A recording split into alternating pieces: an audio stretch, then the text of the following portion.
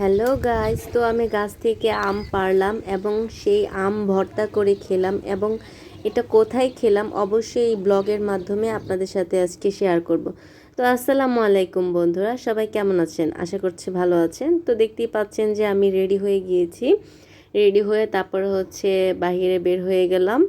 তো হাঁটতে হাঁটতে চলে যাচ্ছি। বরাবরই জানেন যে আমাদের রাস্তার অবস্থা ভালো না, তো হাঁটতে হয়। তো হাঁটতে হাঁটতে চলে যাচ্ছি আমার বাবার বাসায়। যাচ্ছি কারণ আম্মু আব্বুর সাথে দেখা করতে। আম্মু আব্বু আমরা আজকে আমার নানু বাসায় যাব। তো অনেক দিন পরেই নানু বাসায় যাচ্ছি।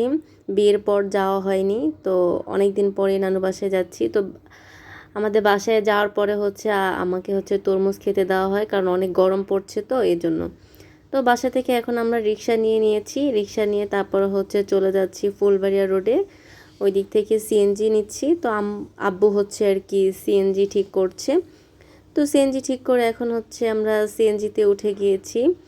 আমি, আম্মু, আব্বু, আমরা তিনজনে চলে যাচ্ছি সিএনজি করে নানু বাসার উদ্দেশ্যে।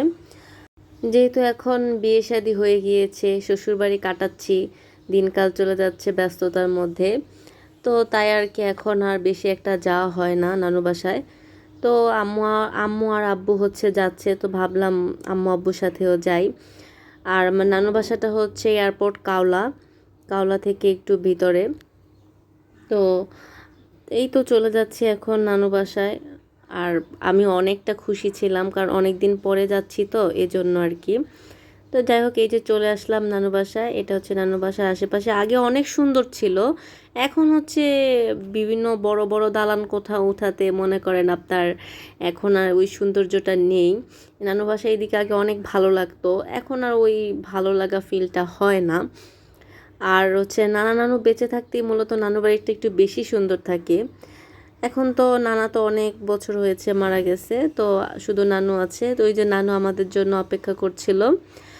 আর আমার নানু আমাদের জন্য রান্না করছিল। এই যে আমার মামি থাকলে আমার নানুকে এটা করতে দিত না। আমার মামি আবার একটু দরকারে একটু বাবার বাসায় গিয়েছিল। তো যাই হোক, এটা লেবু। নানু আমাদের জন্য গাছ থেকে লেবু পেড়ে এনেছিল। তারপরে এই তো নানু কলা খেতে দিয়েছে, তারপর বাঙ্গি, তারপরে মামা আমসত্ত্ব দিয়েছিল, ওই আমসত্ত্ব খেতে দিয়েছে।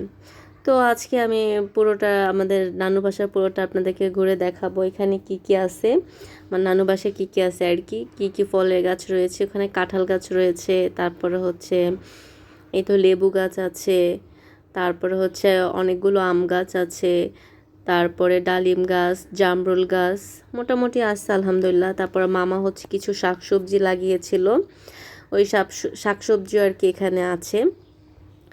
তো যাই হোক, আমার মামি থাকলে আরও বেশি ভালো লাগতো। মামি যেহেতু ছিল না, এই জন্য বাড়িটা অনেক ফাঁকা ফাঁকা লাগছিল।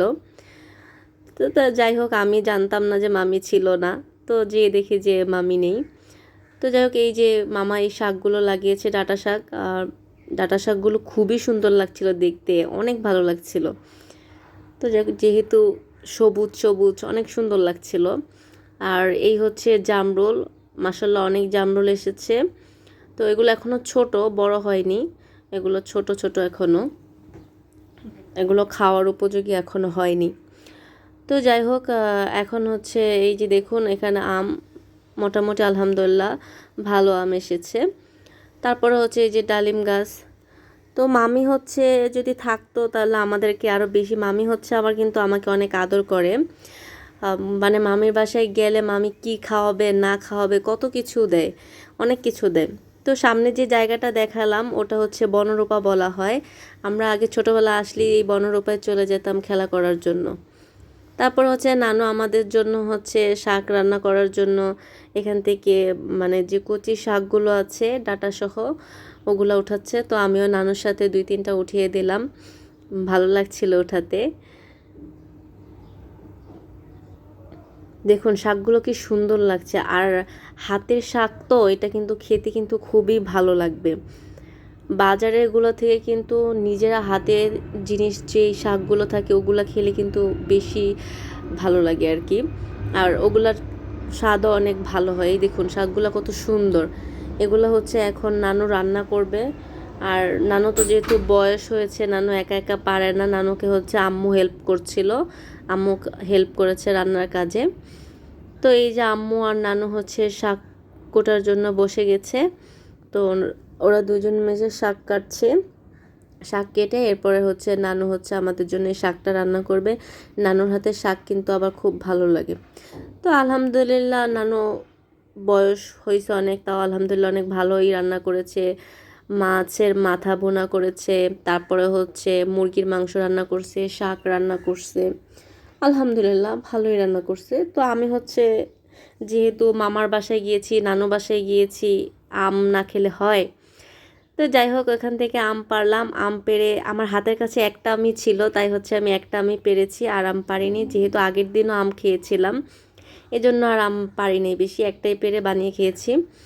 তো যাই হোক তারপরে ওই আমটা খেলাম, খেয়ে তারপরে এখন আমরা কিছুক্ষণ রেস্ট নিয়ে চলে যাচ্ছি। আর আম্মু হচ্ছে যেহেতু বাবার বাসা আম্মুর, তো বাপ মার বাসা কার না আবার ভালো লাগে না। তো আম্মু আমরা যখন চলে যাচ্ছি আম্মু একটু পুরো জায়গাটা ঘুরে ঘুরে দেখছিল, ভালো লাগছিল আর কি। তা আম্মুর সাথে আমিও একটু ঘুরে ঘুরে দেখছিলাম, ভালোই লাগছিল। তো এখন আমরা হচ্ছে চলে যাব। আমরা যেহেতু চলে যাব, নানু হচ্ছে আমাদেরকে আগায় দেওয়ার জন্য রেডি হয়েছে। নানু এখন আমাদের সাথে যাবে, আগায় দিয়ে আসবে। নানুকে বললাম একটা হাই দেন নানু, নানু হাই দিয়েছে। তো যাই হোক এখন আমরা হাঁটতে হাঁটতে চলে যাচ্ছি, যেহেতু বাসার সামনে রিক্সা পাইনি, তো একটু হেঁটে সামনে মেন রোডের দিকে গেলে রিক্সা পাওয়া যাবে। তো আমরা হেঁটে সামনের দিকে চলে যাচ্ছি। আমার আব্বু পিছনে পড়ে গেছে, আমরা হাঁটতে হাঁটতে সামনে চলে আসছি। তো আমি আসার পথে রাস্তার মধ্যে এই ফলগুলো দেখলাম, তো একজনকে জিজ্ঞেস করলাম যে এই ফলগুলো কি খাওয়া যায় নাকি। একজন বলল যে হ্যাঁ খাওয়া যায়। কেউ যদি এই ফলটা চিনে থাকেন সত্যি খাওয়া যায় কিনা অবশ্যই জানাবেন কমেন্টে। আর এই ফলটার নাম কি সেটাও জানাবেন। আমার এটা দেখে কিন্তু খুবই ভালো লাগছিল ফলটা। তো আমরা হাঁটতে হাঁটতে অনেক সামনে চলে এসেছি, আর আব্বু অনেক পিছনে ছিল। আর ওই যে দেখুন আমরা যতক্ষণ আর কি আমাদেরকে গাড়িতে দেখা যাবে ততক্ষণ নানু দাঁড়াই থাকবে। তো যাই হোক নানুকে বিদায় দিয়ে চলে আসলাম। এখন সিএনজি ঠিক করে সিএনজিতে উঠে গেলাম আমরা আবার। তো আজকে এই পর্যন্তই। আজকে নানু বাড়ি গিয়ে অনেক ভালো লেগেছিল, যদিও মামিরা ছিল না, একটু মন খারাপ ছিল, মামিরা থাকলে আরও বেশি ভালো লাগে। তো আজকে এই পর্যন্তই, সবাই ভালো থাকবেন আর হচ্ছে আমাদের জন্য দোয়া করবেন। আর এখানে তো এখন তো অনেক গরম পড়ছে, সবাই সুস্থ থাকবেন, বেশি বেশি করে পানি খাবেন। আল্লাহ হাফেজ।